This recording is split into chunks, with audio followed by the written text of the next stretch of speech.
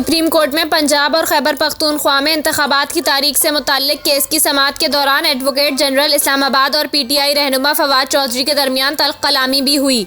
Advocate general Islamabad ने दौरान समाअत कहा, मैंने भी सिक्योरिटी के हवाले से बात की है, जिस पर फवाद चौधरी ने कहा, नहीं, आपने ये बात नहीं की, आप झूठ बोल रहे हैं।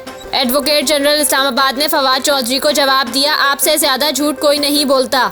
अदालत ने फवाद चौधरी और एडवोकेट जनरल इस्लामाबाद को क्रॉस टॉक से मना कर दिया। चीफ जस्टिस ने कहा कि सिक्योरिटी के इशू पर विफाक को नोटिस कर रहे हैं और पुलिस को गिरफ्तारी से रोक रहे हैं। रियासत इस बात को महसूस करे कि वो रियासत है।